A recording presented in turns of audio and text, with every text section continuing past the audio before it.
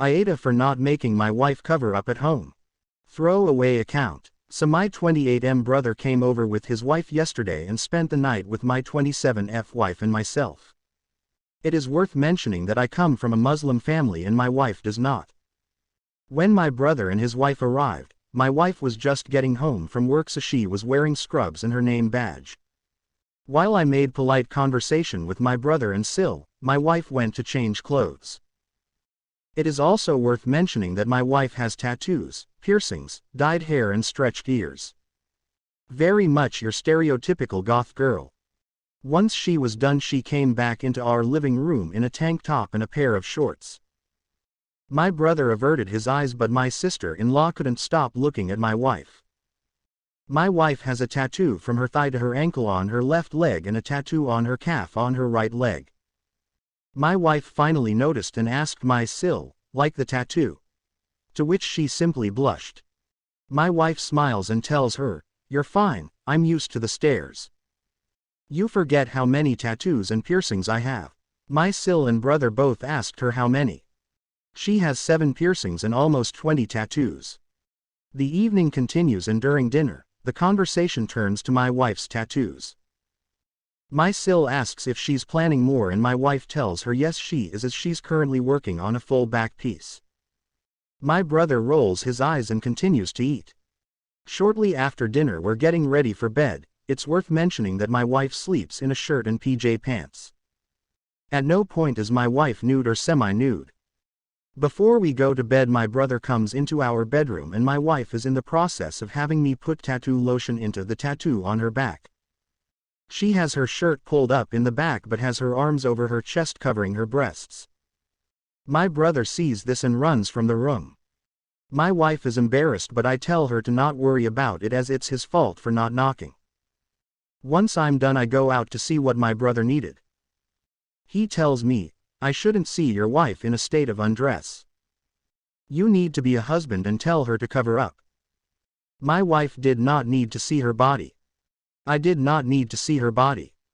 I tell him he should have knocked and it's not my fault or hers. He and his wife left early the next morning.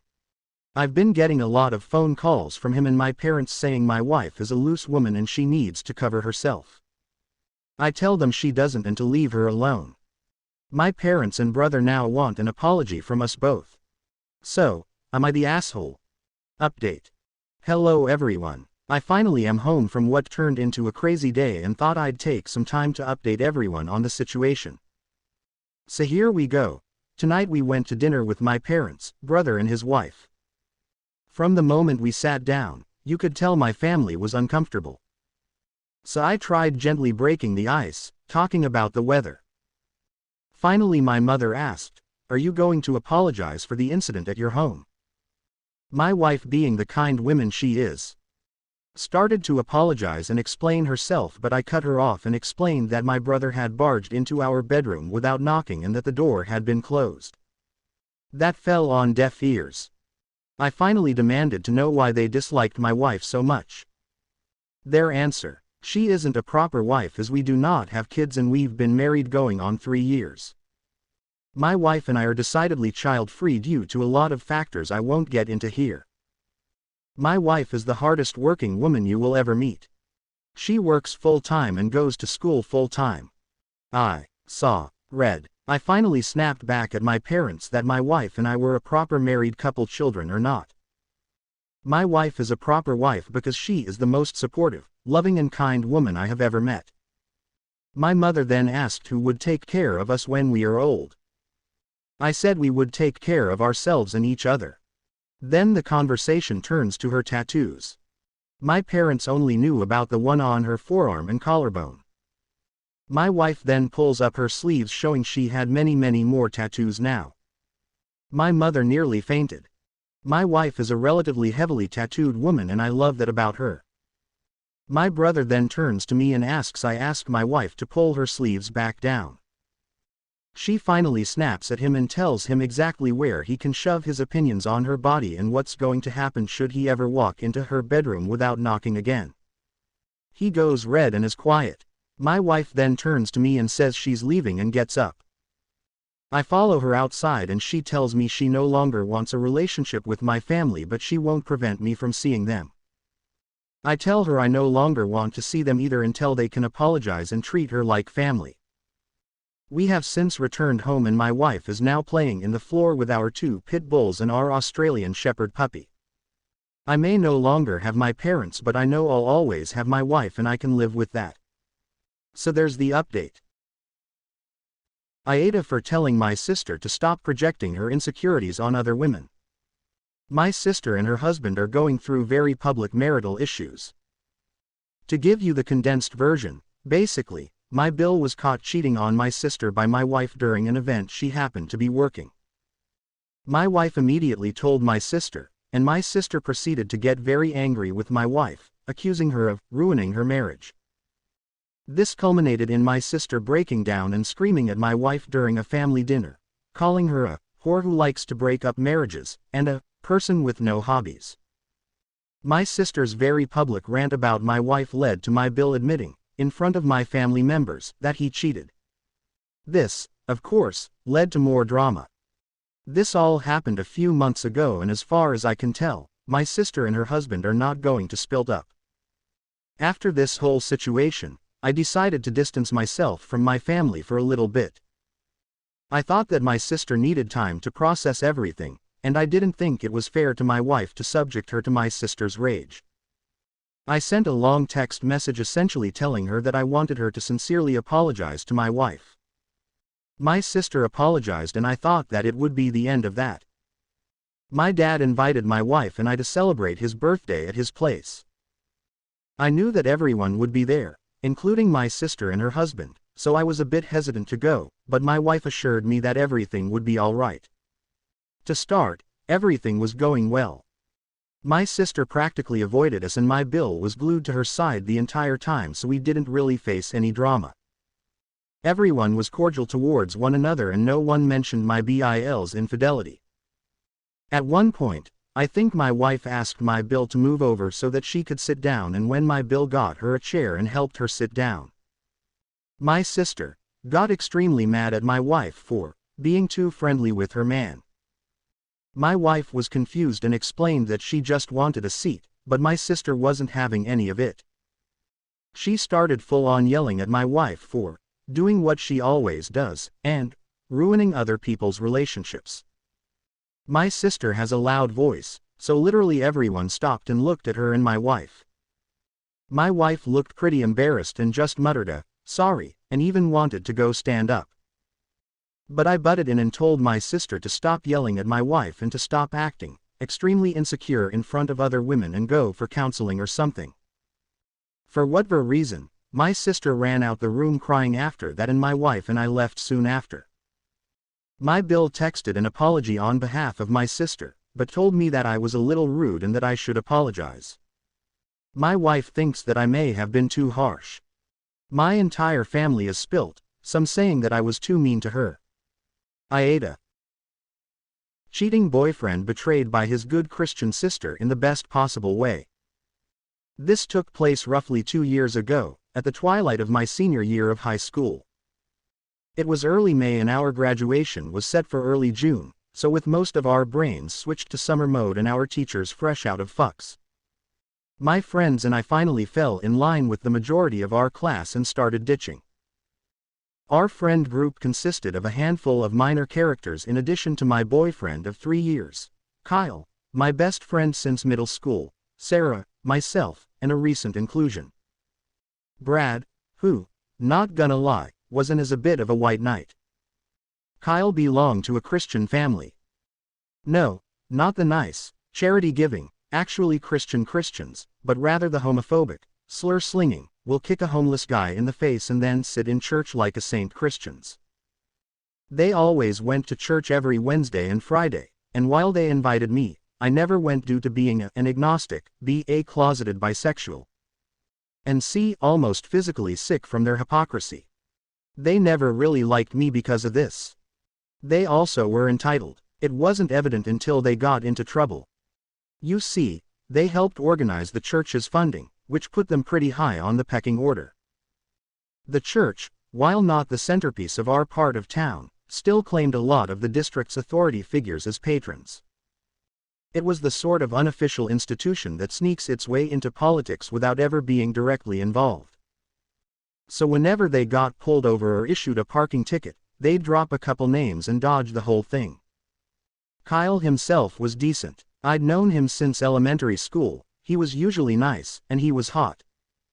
So I tolerated his idiotic and oftentimes narcissistic behavior. But it was his sister, Charlie, who redeemed the whole family. She was a year younger than Kyle and I, and was the only genuine Christian in the group. However, she also had an impish streak in her that led to some fun hijinks. You could always tell she'd had a devilish epiphany with this little half smile she'd make. We'd often hang out and she was a blast to be around. We were very close, and she often confided in me about stuff she couldn't tell her family. To me, a great friend. To them, the perfect little Christian daughter. Sarah was a really good friend who had helped me through the death of my mom. I wasn't diagnosed with depression or anything major, but I loved my mama to pieces and it shattered me. Her and Kyle were always there for me and she was the one who pushed me to ask him out. I trusted her about as much as any teenager could. Anyways, back to the story. One fateful Tuesday, Kyle, Sarah, myself, and our mutual friends headed downtown to get food, skate, and generally do stereotypical annoying teenage stuff. Getting bored of our current activities, I asked Kyle if he wanted to race on our boards to the end of the street. He accepted, and about 30 seconds and a loose flagstone later I ended up planting my face into the sidewalk and fracturing my arm. I tried to shake it off but no one else was having it, considering I was walking like a newborn deer and my arm was beginning to swell. We ended up making a visit to the ER where they confirmed that yes, I did have a fractured arm, and a concussion to boot. The concussion was my dumbass tax.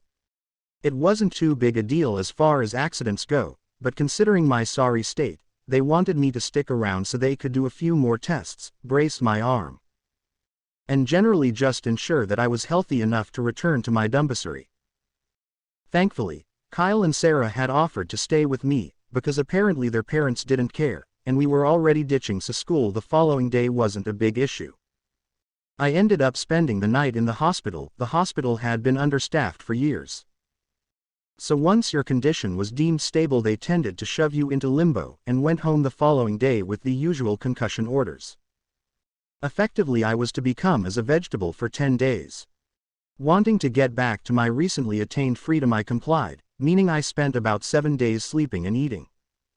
I only picked up my phone after the doctor cleared me, to which I found an unexpected message.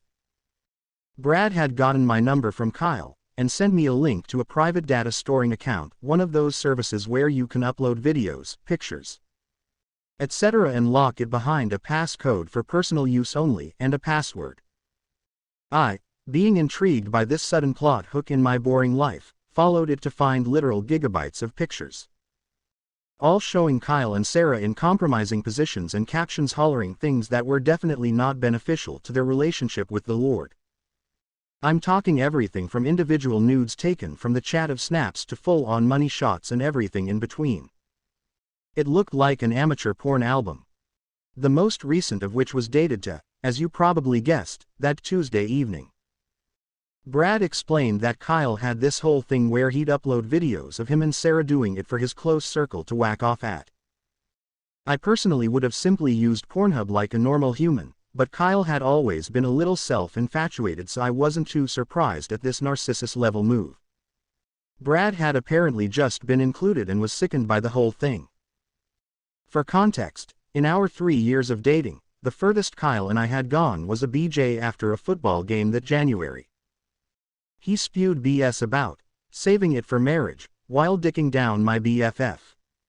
I was shattered. The two people I had placed my unconditional trust in had, without my knowing, been taking turns pounding that trust away, all the while being fully aware of their importance in my life.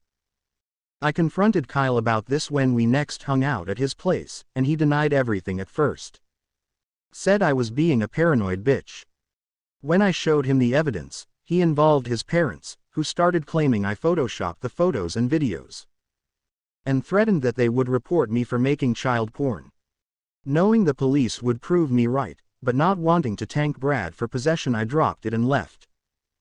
I thought we'd broken up, but apparently his parents insisted we stay together until after graduation to save face with his extended family. Apparently they knew deep down he was guilty, but the usual EP tendencies flared up.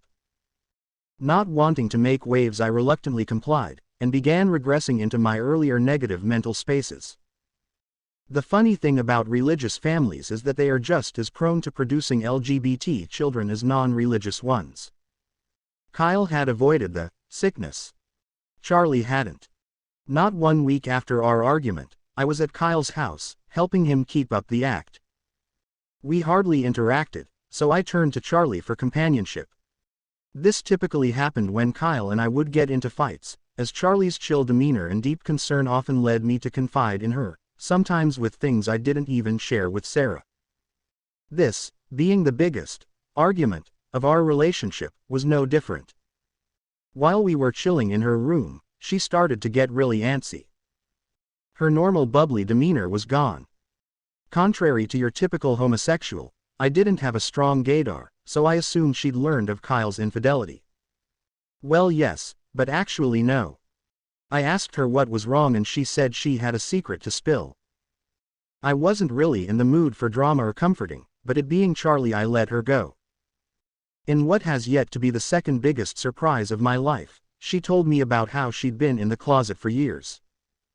And apparently for a long time she'd been trying to get closer to me because I was the only person she truly felt comfortable around. Her family was almost stereotypically homophobic and really only approved of her church friends. She was jealous of Kyle and our relationship, but thinking I was straight and not wanting to rock the boat, she resigned herself to her angsty teenage heartache. That was until the HMS relationship struck an infidelity iceberg and she figured she could finally shoot her shot. Now, given any other circumstance, I would have said hell no. We'd known each other for over a decade, and I'd been dating her brother for 3 years. It would have been scummy, and Charlie was practically a sister to me at this point. But then the blood started rushing and the lizard brain started screaming for payback. I'll spare the details for her privacy, but one woohoo later, her and I were enjoying the afterglow when the gears really started turning. I felt like shit. I knew what I'd done was wrong, but given my current situation I frankly didn't care about that. I more so felt bad for Charlie. At the time, my feelings were twisted and painful, and I thought I didn't really like her that way, so I thought I'd just one and done the only non-family member who I still trusted. She caught on to the vibe I was giving off and ended up talking me out of some bad thoughts while we got dressed and said our goodbyes. We ended up continuing the relationship after that. For her, she finally got to be with her longtime crush, and I got an escape. When the day of graduation came and went, we maintained the charade until both our families, as well as their church group, went over to their place for a massive dinner celebration and commemorative slideshow. Now I'd known about this event since the fall, and hadn't thought too much of it until the incident. During our fling, Charlie had been pushing me out of my slump and towards thoughts of vengeance. Apparently, her parents had been spreading rumors to their church group that I had been cheating on Kyle, and they were saying that after the dinner he was going to dump me. In front of an entire crowd that included my family. I didn't really care about myself, but my dad had gotten a lot of flack for remarrying after Mom died. Some of it even came from me, but having the perspective of age and distance, I got over it. I was not about to have him publicly embarrassed by some shitheads who thought they blessed the ground they walked on. Before, it was just petty high school drama. But this was no joke. My dad worked for the district rep's office. The district rep grew up at that church. It was part of his, one of the people, persona. A few choice words: my dad's job would be history. Guess Kyle's parents in their malignancy never thought that part through. Or maybe they did and I'm giving them too much credit. Either way, this was now personal. So Charlie, being her impish self, began scheming. She was loved by the church group, so it was easy for her to get the role of prepping the slideshow. She even gave a whole speech about how she couldn't wait to finally give her brother and his friends the recognition they deserved. She then began compiling the videos and photos from the Circle Jerk account Kyle had made, alongside screenshots of their conversations in a group chat they had. She got those by borrowing his phone, making a call, and sending the screenshots to her phone before deleting them from the message history, and integrated them into a slideshow. It was structured so that a slide would pop up with a bunch of pictures of the boy in question alongside their favorite Bible quote. Then the next few slides would include the screenshots of their respective conversations and whatever pictures they had listed as their favorites, censored and from after they had turned 18 for obvious reasons. Altogether, this slideshow took Charlie days to compile, but not once did she complain or ask for a break. She was on a mission, and alongside being hot in its weird way, it was also shifting my perspective on our relationship. So the night comes and we're all sitting around the table, making small talk and putting on our best fake smiles. Several church families are giving me smug, "You're gonna get what's coming to you" looks, but I shrugged them off and stuck with my family for most of night. Charlie and I avoided each other to ensure no one got suspicious. Finally, the moment of truth came. Everyone was called into the backyard where they had rows of chairs set up in front of a massive projector. Charlie portrayed her best innocent little sister act before starting the soundtrack. The slides began to roll, and people began to gasp and yell in tune to Good Old Days by Macklemore. Seeing the looks on Kyle and his family's faces as they realized what was happening was priceless.